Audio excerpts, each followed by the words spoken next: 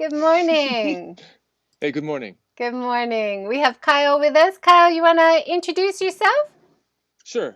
My name is Kyle Holzhueter. I'm from the United States. I've been living in Japan most of the last 20 years. And in 2017, I was one of 4 people who founded Permaculture Center Kamimomi in Okayama. In 2017, was it? In 2017. So you guys have been at that location for 3 years, about? 3 years. Uh-huh. 3.5 years. What month did you start? Started in April. April. Okay. Yep. So you've had your 3-year anniversary. Nice. Yeah. Yeah. Now, we've got a lot to go through because you're doing so many amazing things. Do you want Thanks. to briefly talk about like what is permaculture for people who aren't familiar? Sure. Sure.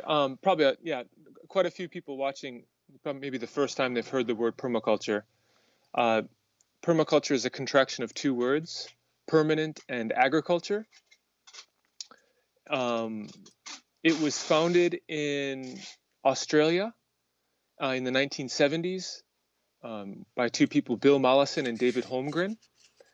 Their initial aim was to sustainably repopulate Australia's devastated kind of rural communities, places where the farming practices and the forestry practices of Europe totally mismatched the environmental conditions of Australia, and they were developing a sustainable farming method for Australia. And from there, the movement has spread. And I did a permaculture design course in Australia in 2003. And now I'm one of 3 teachers that teach a permaculture design course in Japan every year. Our course this year was canceled because of COVID, but I'm sure we'll do it next year. And your permaculture center is based in Okayama? In Okayama, yeah. Do you want to just briefly describe where in Okayama, like if people wanted to access? Yeah. We're located in Kumenancho, which is right between Okayama City and Tsuyama. About an hour by car from Okayama, or an hour by train from Okayama, and about 40 minutes from the airport. Okay. And if people want to find out more, we're going to show a lot of detailed, wonderful pictures and information today. If people want to find out more, maybe check out your Facebook page. Yeah, Facebook's probably the best place to. Facebook, you guys on Instagram as well? I have an Instagram account. But mostly Facebook is best. Mostly Facebook, yeah. Okay. Well, let's talk a little bit about the buildings and Sure. the layout and the location. Like how did you choose that location? How did you get started with this daunting but exciting project? Yeah, it was mainly by chance. I had gone to Kamimomi, this very small community, Kamimomi-chiku, this very small community in Okayama, for work. I'm actually the president of the Japan Straw Bale House Association. My graduate research was in straw bale building. Straw bales are blocks of straw, and these blocks of straw are stacked up to create walls. Very, very good for insulation.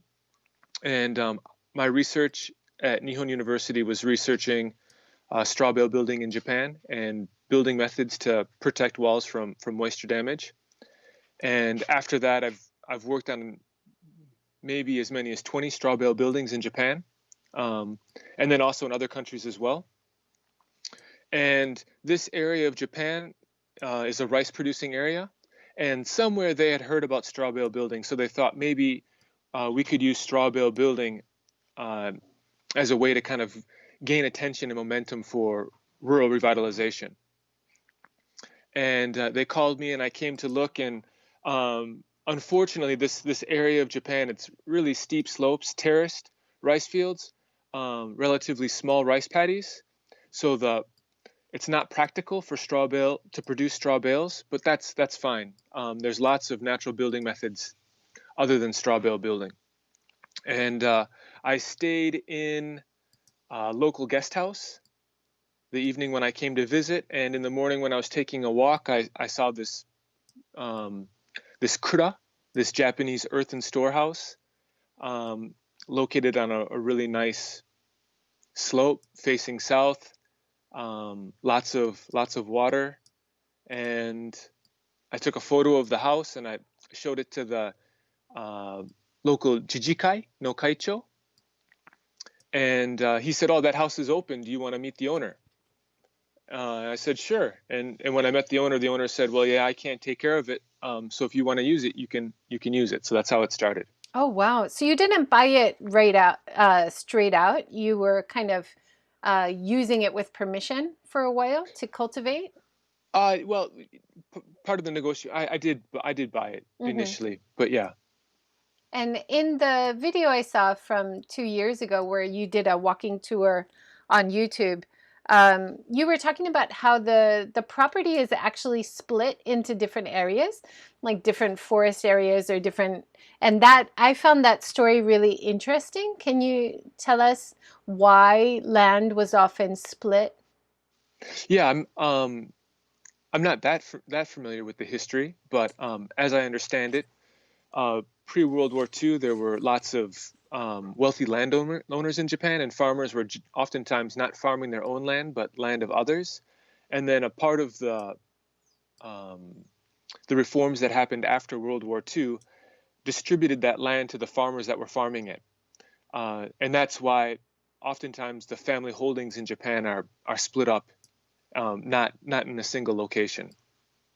I thought that was really interesting. So, like you said, you might have this part of the forest is designated as yours, but your house would be a different area that you own. And then, if you're a farmer, the farming land as well. So, that's why it might be split into different zones. Yeah, there's definitely zoning. There's zoning laws in Japan, Hmm. where things are zoned as, farm fields or forested or building. Yeah, Oh. interesting. Your location, I've got the map up now with all your zones. Mm-hmm. Can you give us a quick description? What's zone zero, that kind of thing? Sure, sure, sure.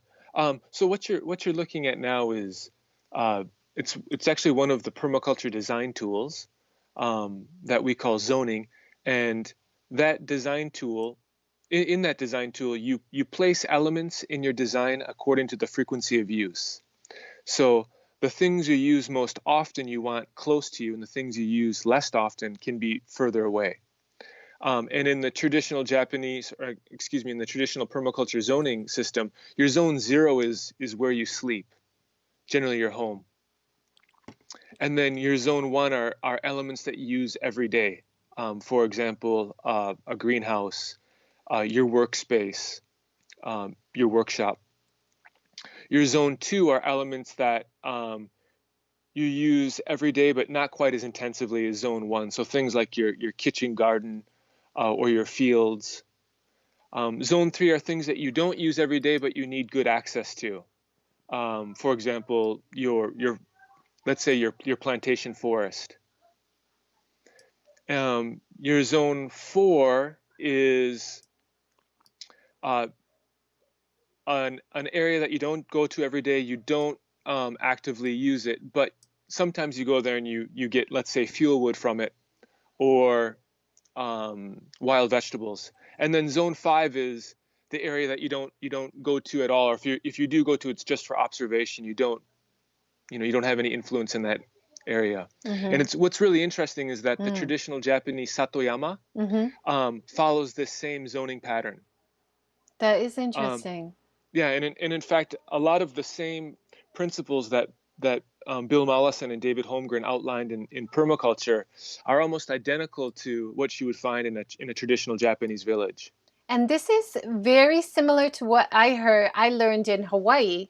I grew up in Hawaii about Hmm. the idea of the mountains and the sacred zones at the top of the mountains, and we don't Yeah, go there. We don't farm there. We don't change it. That's where the gods live.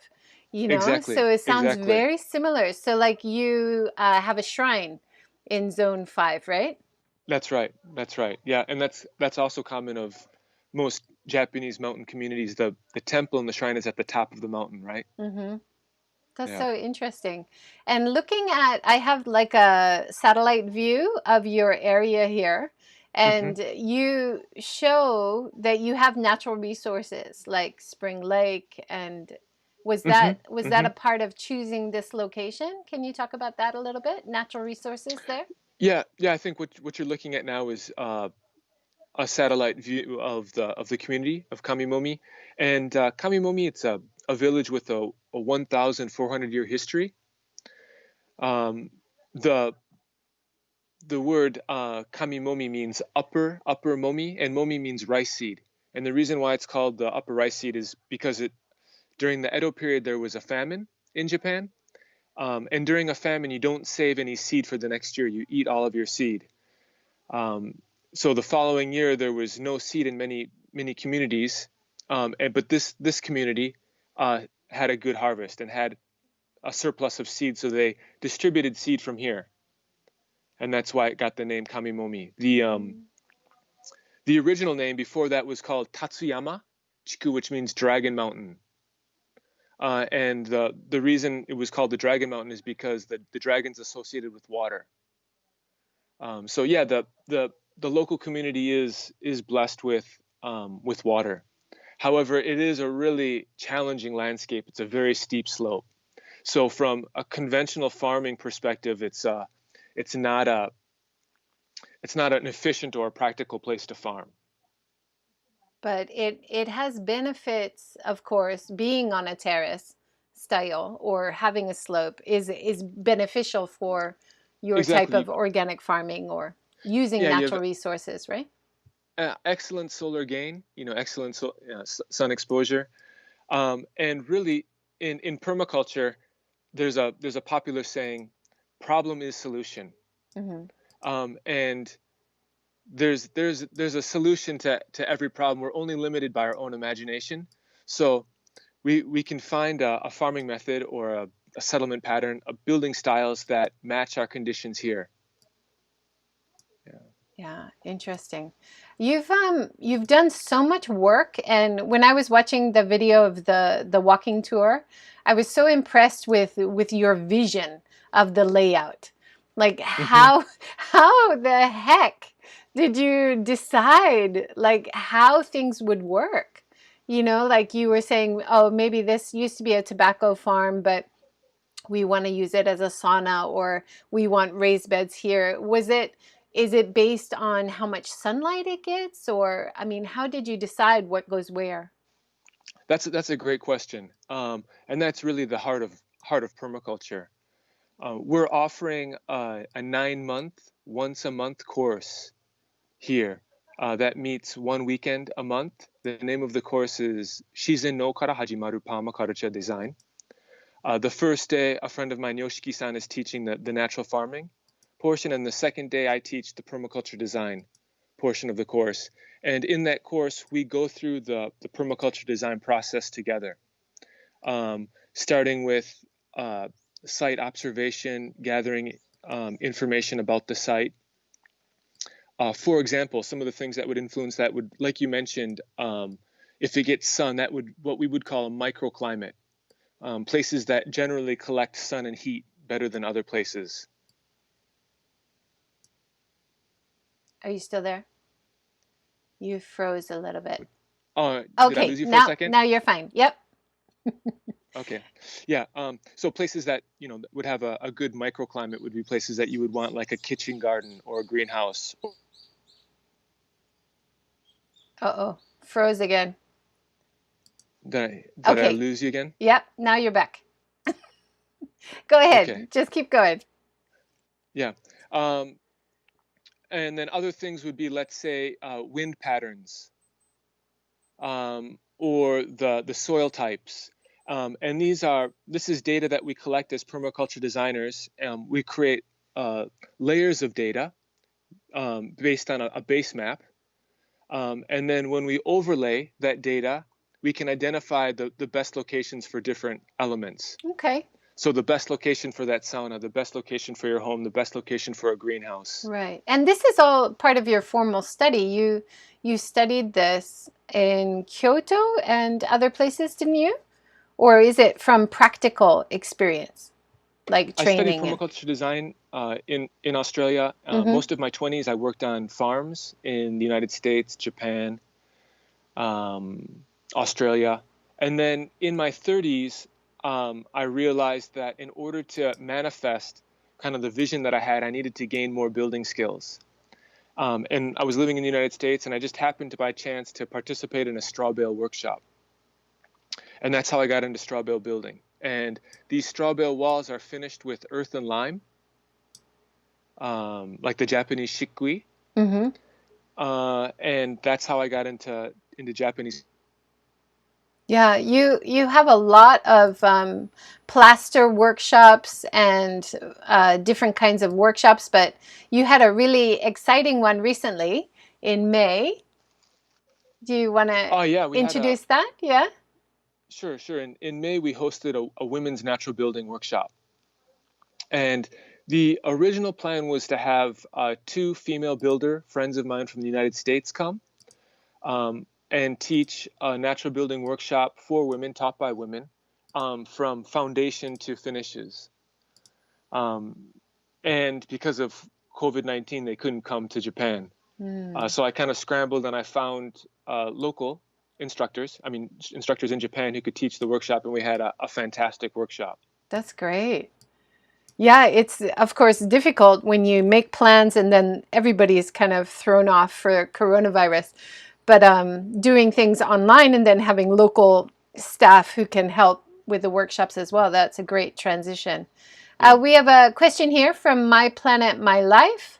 Is the course offered in English? Um, I haven't been a part of any English courses in Japan, but if those needs, if we do have those needs, I can try to accommodate them. Mm-hmm. One special thing about the Women's Natural Building course that we offered in May is that all probably 95% of the materials that were used in the building were from this mountain or from the surrounding area. The foundation was stone from the property. The structure was timber that we felled, we milled, and the students did the joinery, and we put the timber frame together. The insulation is rice husks from this township. Just you probably. I see some of the walls are built with bamboo and maybe Yes. soil. So like the old traditional style of insulation and walls in Japan. Yeah. The insulation isn't the insulation is quite revolutionary, but Uh-huh. the wall finishes is Mm-hmm. a traditional bamboo with earth plaster. Mm-hmm. We remodeled an old house that we live in, and when we got an electrician in to put some consents, some plugs in, he Mm-hmm. said it's really hard because it's all bamboo. There is no opening in the wall, and then you realize, wow, all our walls are made of bamboo and dirt. That was the traditional style. Yep. Yep. Interesting. But you also do a kind of unique style, which is not traditional Japanese, such as the bank architecture. The bank, Well, like, what do you mean by the? is it? I thought you described it as Oh, bank, like yeah. lines of. No, earth bag. Uh-huh. Okay. Yeah, earth bag. Yeah, that's kind of building methods that we're exploring with now. It's actually the technical term for it, I believe, is hyper adobe. Oh, okay. And there was an Iranian architect in California who developed earth bag building, which is basically stacking up.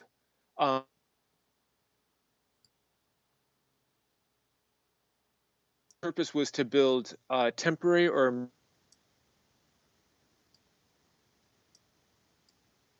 Can you hear me? Now I can. Yeah. Okay. Let me try to move closer to the router. We'll see Yeah, what happens. that would be good. We're having a bit of Wi-Fi trouble, eh? Too bad. No worries, no worries. And from there, the building method further developed to involve long earth bag tubes, which is called super adobe. Mm-hmm. And then now we're using big onion bags. Okay. Like kind of the net that onions would be sold in. Yeah. Well, we can buy long tubes of that, and we fill those tubes with earth to build walls. Wow. So one part of your PDF or your talk that you give places, you talk about using recycled materials as well as using natural materials, right? So I guess Yes. the Yeah. onion bags might be reusing waste material, or how? No, that's a new material, but it's a very, I mean, the total volume of those onion bags for the building is probably less than 1% or 3%. I mean, it's really a very small impact on the building. And then for But the timber, is that from your local forest or like a regional area? yeah, what we've recently got into milling our own timber. Um, One of the characteristics of a lot of farmers in Japan or rural communities in Japan is that the farmers own very small lots of plantation timber, and for a forestry company to make a profit, they need to have a minimum area to harvest to make it worthwhile bringing all their equipment there, building the roads that they need to build to get the trees out. So really, these small plantation forests that the farmers own are of no commercial value, and that's why they've been left unmanaged the last 30 years. So one of our missions is to make use of these local resources. Mm-hmm. So we've begun felling trees. We mill them on site. The township that we live in has a wood workshop that we can plane the Wow. timbers, Mm-hmm. and yeah, it's still probably cheaper to buy timber from Canada, but there's just this Well, sense of, cheaper, but yeah, not cheaper, right? yeah, Like yeah, cheaper now in terms of cost, but in the long-term cost, it might be more expensive. Yeah. exactly, definitely not ecologically cheaper. Mm-hmm. But what I feel most is just this sense of security and my gratitude for this mountain, sense of security, and real satisfaction with being able to fell a tree, Mm-hmm. and mill it to whatever dimensions we need, and to be able to use it. It's really special. That is really, yeah. And then you kind of the tree or the forest, and that gives it a greater sense of value, having a story behind it, right? Yeah, yeah, yeah. Oftentimes, even the trees have a story. Right. Yeah, Yeah. definitely. We have another comment from My Planet My Life. Joanna says, I've been very interested in this, but had no clue we can do it in Japan. Wow, wow, wow. Thank you for this talk. So exciting. Nice. That's great. Good. Awesome. Yeah, you can find out more. Hopefully, you'll have more upcoming. I think the latest event was the one in May. Yeah. Do you have any more workshops or anything coming up in the next few months, or? Um, there's nothing planned right now. I'm sure we'll have some natural building workshops this fall. Mm-hmm. But yeah. Yeah, very exciting. Another thing I thought was really cool is your commitment to building community, right? So the outdoor kitchen idea, or can you talk a little bit about the community aspect? Yeah, I think that's it might even be our like top priority, or our ultimate goal, right? Is community. I'd like to be able to step away from this project and be, completely satisfied with knowing that I did everything I could for this community and the mountain. I think that's really the top goal of the project. So in our community, we work a lot with very local members, people who have already live in the community, and then also lots of ijusha, people who've moved to the area. And we have people who live on site full time. We have people who travel 30 minutes to come help, people who travel 5 minutes to come help. Yeah, so it's a pretty diverse, but I think the community is a real fundamental aspect of our work. Great. We had a comment. Joan Bailey has made it. Thank you, Joan. Joan introduced me to you, so I'm very grateful. Nice. Mary says, any workshops in the Midwest area, do you know? Indiana would be great, she says. You've got I don't know any workshops in the Midwest. I have a friend in Kentucky, Ziggy, who has a homepage called the Year of Mud, and he has workshops in Kentucky. Check that out. All right. So if you search like Permaculture Center and then where you are, I know you're part of a worldwide network, right? So maybe look at that worldwide website first, and then you can find different areas. Yeah, that's right. I haven't looked at that website for a while, but there is a website of permaculture activists or people involved in the movement all over the world. Yeah. One of the people that was working with you, we were talking about forests before. You talked about cutting the low branches and the benefits of doing that. And it seems like you have a good understanding of forestry as well. Is that part of permaculture? Yeah, it's definitely part of permaculture. And in my understanding of forestry, it's almost all on the job learning, trial and error. Depending on your area, it's kind of specific, or? Yeah, but there's general principles for managing plantation forests. In terms of cutting off the lower branches. Yeah, if you're looking for wood that doesn't have any knots in it, and it's straight timbers and things like that, yeah, you want to take off the branches, maybe 2/3 of the branches, leaving 1/3 at the top. Wow. I've got this panorama picture up now, so you can see maybe from the main house down the terraces and into the valley. Do you want to describe the area a little bit? It looks absolutely beautiful. Yeah, we're located on a south-facing slope. One of the nice things about this mountain is that we have really distinct 4 seasons. Beautiful colors in the fall, and from the end of summer through winter, there's a phenomenon called unkai, which means sea of clouds, and we're located above that cloud layer. So oftentimes from the summer through the winter, when you wake up in the morning, you'll wake up to a sea of clouds. Oh, beautiful. Yeah, it's very beautiful. Are those native? You talked about plantation forests, like forests being planted to grow quickly for harvest of wood, right?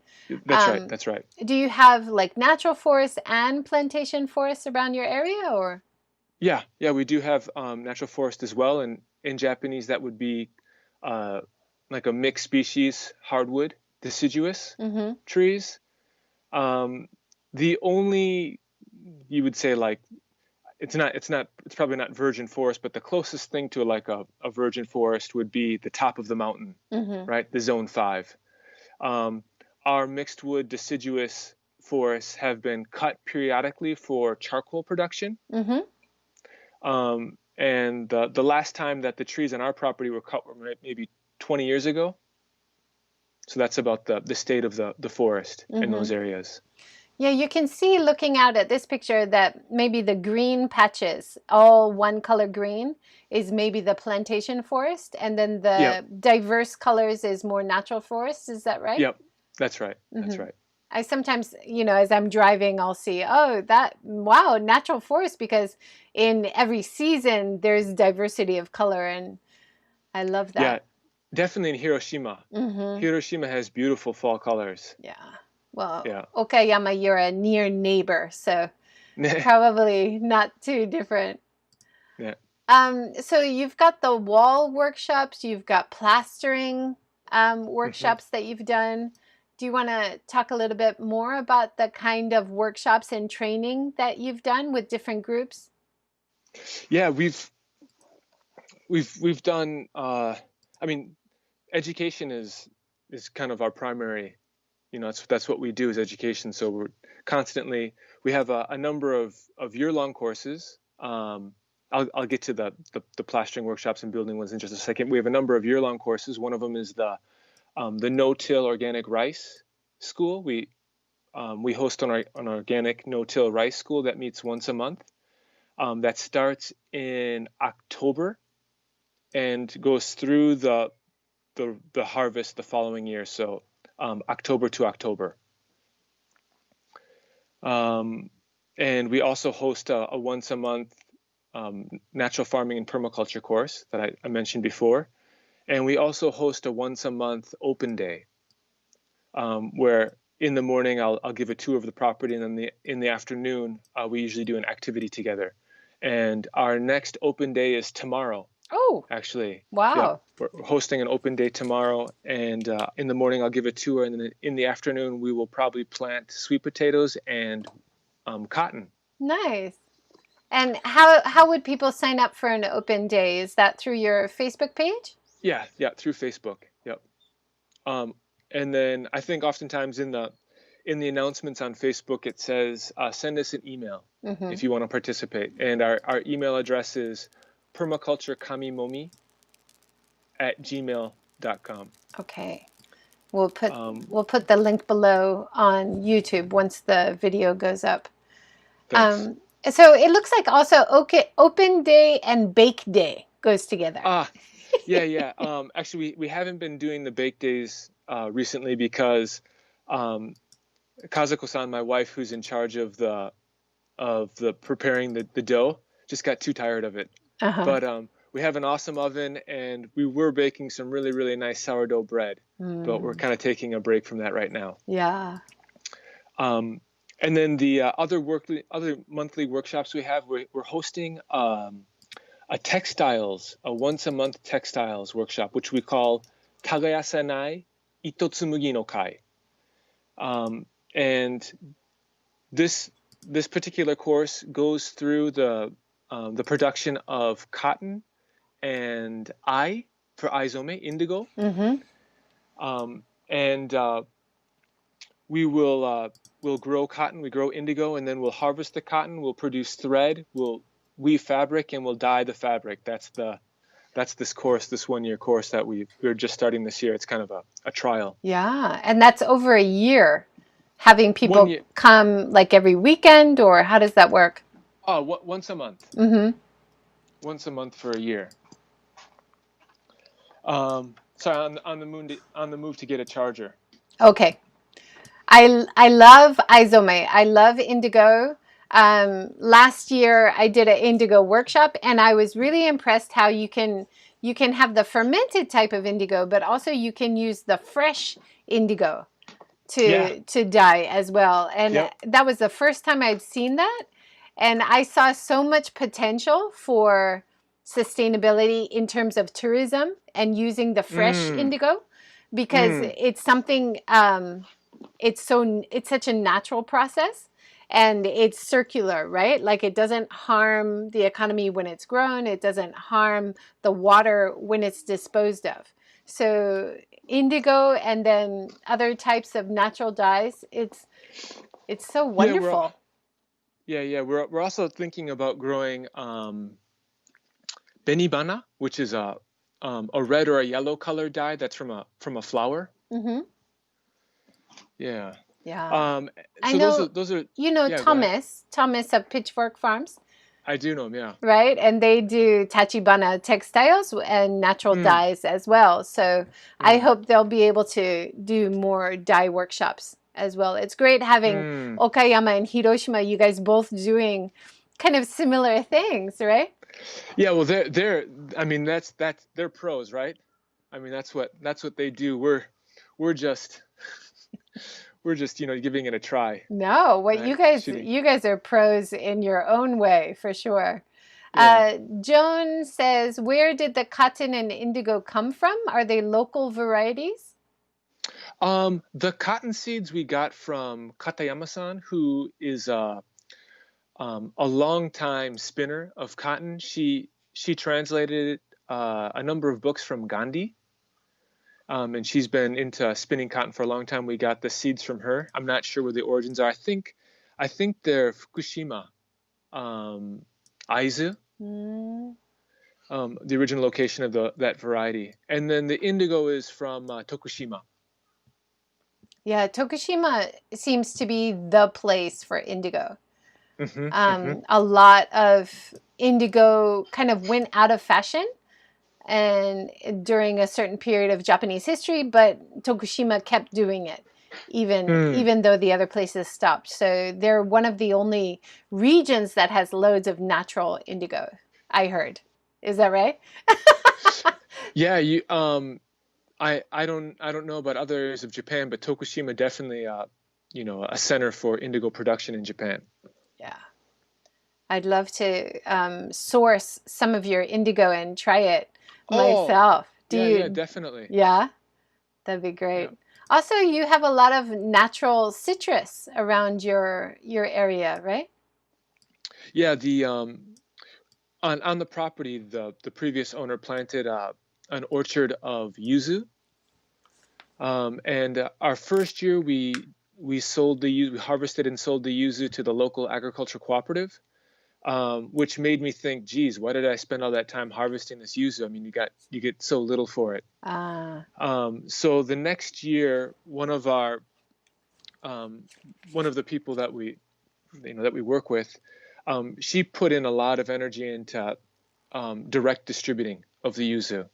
So we found a number of people who like for example a brewery, also a jam maker, a fresh juice, these different businesses that use yuzu. So we've been able to develop direct sales. That's wonderful. Which is, definitely makes it worthwhile. Yeah, in the video you were talking about the problems with rice farmers selling to JA, not really making enough to keep going and stuff. Can you talk a little bit about that and how direct sales works a lot better?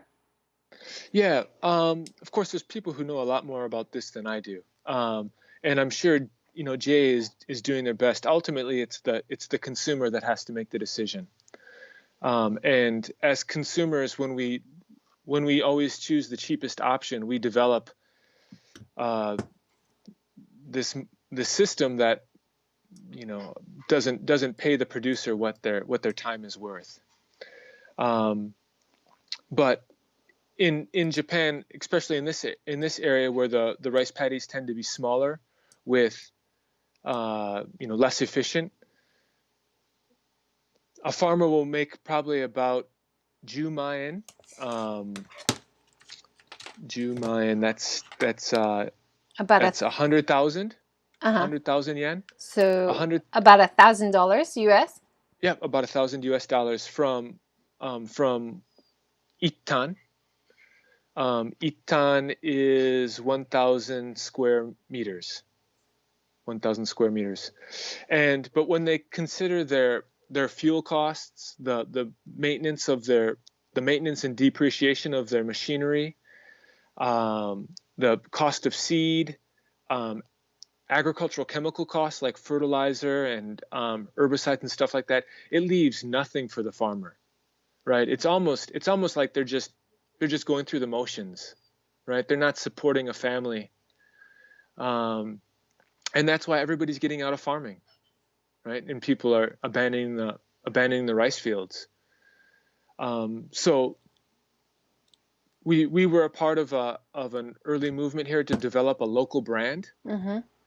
And there's an organization, a company called Pasona, which is Jinzai Hakkin Gaisha Pasona. It's a company from Tokyo who's kind of taken up the mission locally in Kamimomi, and they developed a terraced rice field brand, and they're selling that at Isetan, which is a department store. Mm-hmm. And so that was kind of our idea originally, was to develop a local brand so the farmers could generate more income. That's great. So, I mean, that's one of your aims in the PDF you sent me, is to have entrepreneurship, right? Yep. To start to develop your own brand of things. Do you want to talk about the other products that you're thinking of branding, or the other services that you're thinking of offering? Yeah. There's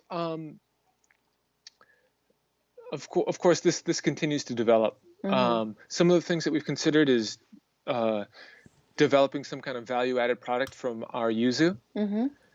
Also trying to develop value-added products from things that are already on site. So, for example, medicinal herbal teas. The mountain is full of medicinal herbs. It's just our knowledge of them that's limited. So, developing greater knowledge of those herbal teas and preparing them. And there's good examples that we've referred to of people who are actually making it happen in other areas of Japan. Also, was thinking about something like the Oheso Cafe Mm-hmm. model, from seed to bread. So growing the wheat, milling it, and baking the bread. And another endeavor that we were interested in, but Pasona, this company who's also working in Kamimomi, has kind of taken our idea and gone with it, which is totally fine. I'm quite happy to see them making a go of it. Is the Kominuka Kosoburo, the fermented rice bran spa. Mm-hmm. Have you ever been to a fermented rice bran spa No, before? but I Okay. listened to it and it sounds great. Yeah, you when you mill rice from brown rice into white rice, one of the byproducts is rice bran, and this rice bran can be pressed to produce rice oil. It can also be fermented, just like you would ferment compost, and the heat given off by the respiration and the activity of the microorganisms produces heat. And in the fermented rice bran spa, the person entering the spa will bury their body in the fermented rice bran. So it's kind of like a sauna, right? Super hot. And then after the sauna, the rice bran, it actually can be used for 6 months to a year. Stays hot for that long. And after that time, it's your ideal fertilizer, Mm-hmm. right? You've got fertilizer for the fields. So that was kind of our idea, was to have a rice bran spa here in Kamimomi, produce fertilizer from the waste of the rice bran spa, Mm-hmm. and help the local farmers transition from kind of conventional farming to organic. That's wonderful.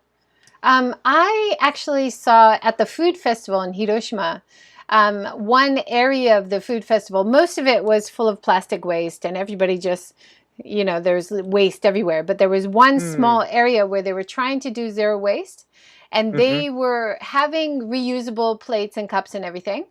And after you used it, you dry washed it with the rice bran husk. And then, so you got the food residue out, but then you washed it with that, and then you just rinsed it and used it again, and it was perfectly sanitized and washed.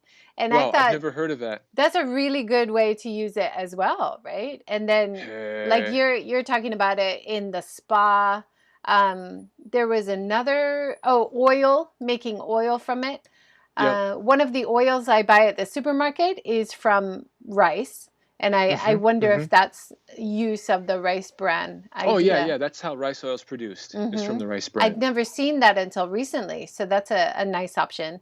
I chose it because it's not in a plastic container; it's in a cardboard container, and then I use it and I like it. It's awesome.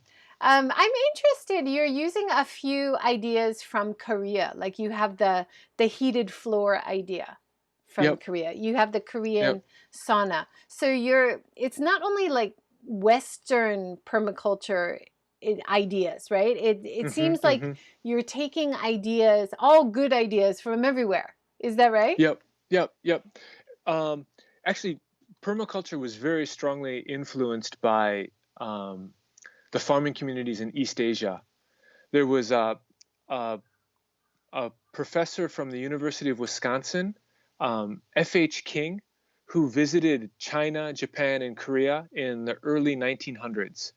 And he wrote a book called Farming for 40 Centuries, or Farmers of 40 Centuries, kind of about the sustainable farming practices in Korea, Japan, and China. And Bill Mollison and David Holmgren, the founders of permaculture, were strongly influenced by this book. And when Bill visited Korea or Japan, and people would ask him about permaculture, he would say, "Hey, just look at what you've been doing, what your ancestors were doing." Um, and yeah, both my wife and I have kind of strong connections to Korea, and love Korean food and love the Korean saunas, and those are kind of elements that we want to incorporate into Permaculture Center Kamimomi. Oh, that's great. Yeah, I love this idea of using ideas from everywhere depending on what works and your concept of trial and error. And you have to try it for the place you are and make sure it works. Because there is no Yep, sweeping, it's going to work everywhere kind of statement for organic yep, farming or permaculture, I imagine. We've got a few comments I have to get in. sure. Joan says, are the workshops bilingual? Yeah, actually, the last Women's Natural Building workshop, there weren't any participants from overseas because the teachers were Japanese, and nobody could come from overseas. But when I think about the past workshops we've done, we've had actually a number of instructors from overseas, and a lot of the workshops are bilingual. Mm-hmm. And another question, do you have any plans or visions to bring all these initiatives, ideas, or projects outside the community of Kamimomi? So, for example, collaborate with people in other areas, maybe? Yeah, actually, we actually just signed some kind of like formal partnership with a permaculture center in Armenia. Wow. Yeah, a friend of mine who I met in Costa Rica in 2018 is forming a permaculture center in Armenia, and wants kind of our collaboration or support. Wow, interesting. So not just Japan, because there is another permaculture center in the Tokyo area, Kanagawa or something, right? Yeah, in Kanagawa Prefecture in Fujino-machi, there's Permaculture Center Japan. Mm-hmm. And then you guys, maybe the only two in Japan so far, but there might be more. Yeah, I think there's lots of places practicing permaculture and hosting workshops in Mm-hmm. permaculture. Yeah, I wouldn't say that we're definitely not the only two places. Yeah. A friend of mine in Chiba, or actually, two friends of mine in Chiba Prefecture have quite amazing properties. One is Phil Cashman in southern Chiba Prefecture, who Mm-hmm. has a site that he calls Permaculture Awa. And another friend of mine is Kai Sawyer. He's in Izumi City in Chiba, and I think the name of his center is Peace in Permaculture or something like that. If we can add the names and links below the video after, and then people can seek those out as well, that'd be wonderful. Sure. Joan says, I know, watching your video, it was funny. You were talking about everything you need to do around the facility is an emergency. Everything has to happen right now. Everything, and you're just Yeah. going from emergency to emergency. Do you still feel like that? Because that was 2 years ago. Not so much, Okay, fortunately. good. Yeah. At first, I felt like I was riding a wave, and I was just trying to stay on top of that wave. And this past January, things really slowed down, and I could get off that wave for a second. And I was like, oh, I kind of like this. That's good. But no, we're putting a lot more time and energy this year into the design Mm-hmm. of the property, and then we're going to set up, kind of like an incremental development plan So Nice. yeah, I don't feel quite as like I'm trying to plug holes into a leaking bucket. Yeah. Well, after the first 2 years, you also understand more about your area as well as your seasons and what's going to happen. You can kind of expect and plan for that, I'm sure. Yep, yep. Joan says, you ever consider writing a book? Um, I like photographs. I don't like spending so much time in front of a computer. Hmm. You've had a lot of formal education. You've got a PhD and everything, right? Yeah, yeah, yeah. Burnt out, like to do hands-on instead of Yeah, research. exactly, Yeah, exactly. Yeah. I hear you. You want to talk a little bit about Satoyama, the idea of a circular economy? I think that's really important for what you do. Yeah. You know, because of the economic development in the 1960s, 1970s, it became less expensive to purchase lumber from overseas.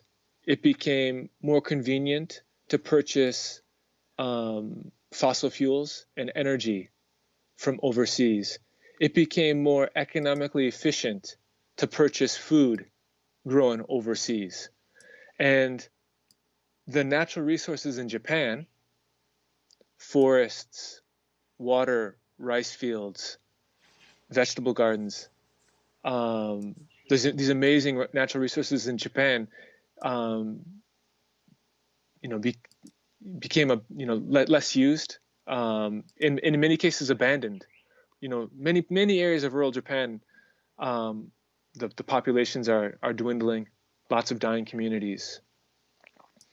When really what we need is already right here, right?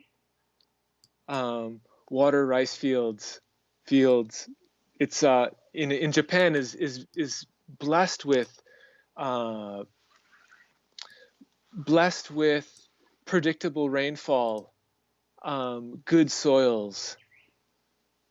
Uh, you know, it's so yeah. Our mission is kind of um, making use of these local resources that we've kind of forgotten how to use. We have lots of specialists in these different areas come in, and offer a lot of different workshops and um, yeah. Yeah, you are also using your local resources and reusing local resources in many ways. Biomass, for example. Hmm, Do hmm. you want to talk a little bit about that? Sure. Well, in the home that I live in, the house that I'm in right now, this is a 200-year-old timber frame home. This building isn't on the property. It's about 5 minutes from the property. We spent 3 months renovating this house to live in. We don't have any gas, any natural gas or propane gas in the house, so all of our cooking and our bath is all solar and wood. Mm-hmm.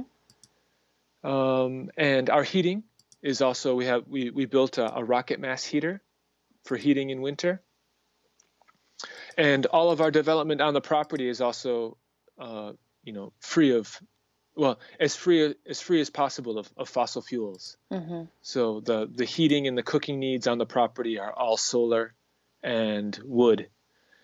We are still connected to the electrical grid, and it's a dream at some point in the future to become independent, but that's not an Is that immediate need. possible in Japan? Is it possible to be off grid? Oh, definitely, Yeah. definitely. Yep. Some areas of the world it's still against the rules, but that's good to hear. Yeah. What kind of solar is it? Solar water heater or solar PV? Solar water heaters. Uh-huh. Yeah. Yeah. We've been using the old Chofu solar water heaters, which work really good during the summer, Mm-hmm. well, spring to fall. Unfortunately, it gets too cold here to use them in winter. So what I'd like to do is develop a system using the old solar hot water heaters, but using an antifreeze in place of water, and then have that antifreeze go through a heat exchanger so you can use the solar hot water heaters in winter as well. Wow. Yeah, still working on that. So you've got a lot of artists who come, people who are technical, people who know certain skills to teach. You yourself have trained in lots of different areas. How do you find all these people? Are these just known associates, kind of friends that you already had, or? Well, I've been blessed with a really good network of artisans, craftspeople from overseas, and that's probably largely due to my work in plastering. Most of my immediate work now is permaculture, but for a long time in Japan, I worked mainly as a plasterer. Mm-hmm. I was, as far as I know, I'm the only Westerner to pass the highest national exam for plastering in Japan. And through that, I've been able to develop lots of connections with artisans and craftspeople from overseas, and I've been able to have them come to Japan and offer workshops. You've built beautiful treehouse. You've built beautiful structures. All the plastering work is gorgeous. Using lime. You want to talk a little bit about the plastering? We're running out of time. Too much to talk about. Yeah, no problem. Japan has a really deep history of plastering, um, which I haven't written a book yet, but this is another book that I'd like to write at some point. I feel like the reason that Japanese plastering developed to such a high level is three reasons. One is tea, Mm-hmm. fire, and war. Tea being the tea ceremony.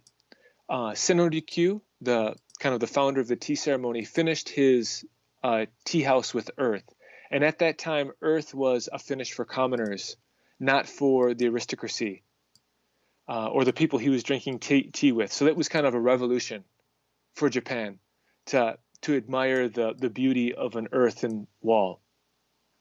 And from that time, the tea ceremony spread in Japan, and tea houses spread in Japan, and that was one of the impetuses for the development of earth plastering in Japan.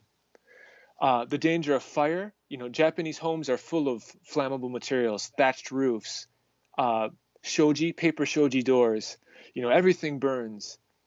So Japan developed a tradition of putting their valuables and food stocks into a fireproof building, the kura, right, or the dozo. And these dozo are finished with really thin lime veneers, oftentimes finished with very thin lime veneers, and that was kind of the key for the development of lime plastering in Japan. And then castles, the same structure as the earthen storehouse, but even with bigger walls. So that even further developed the lime plastering tradition in Japan. Yeah, your refurbishing of the kura was really interesting. Do you? Yeah, that's not on the property. That's a local kura. Uh-huh. And that's the technique is graffito, where you overlay different colors and you scratch the surface layer to reveal the colors from below. Mm-hmm. Wow. Yeah, we've been doing that technique. That's really cool. I think we're running out of time. We've only got 2 more minutes. Do you want to talk? I've got a list here of 2021 courses. So over the next year, you're planning to do some organic no-till rice cultivation school, natural farming permaculture design, natural building for women workshops, natural building Yep. internships, natural plastering with earth and lime, permaculture practicum. Anything else? That sounds like a lot. I don't know, but actually, we just had a meeting with our instructor for the no-till organic rice course, and our dates for next year are set. Generally, the third weekend of every month, Mm-hmm. and also spoke with the natural farming teacher, and we're going to do the fourth weekend of every month. Wonderful. Yeah. So people can get the updates on your Facebook page and find out Yeah. more about Yep. upcoming. Thank you so much. You're thanks. doing a huge amount of great work for community, for the environment, for training. Amazing. Thank you so much for everything that you guys are doing. Keep up Yeah, the good thanks. work. Thanks. I hope you can come and visit. Oh, definitely. I'm coming. Okay, great. We're neighbors, not too far away. I'll definitely come over. Thank Look you. forward to it. Thank you so much for joining the series. It's wonderful to have your input, and maybe in the next season we can catch up again on how things have changed for you. That would be awesome. Great. Yeah, Thank thanks for the you. chat. Thank you so much. And thank you, everybody, for all of your great comments and questions. And join us again tomorrow at 9 a.m. We're talking with Shunsuke Iwasaki, who's an architect. And he loves natural design as well. Thank you so much. Have a good day. Take care, everyone. Thanks, Cool. Kyle. Thanks. Thank you.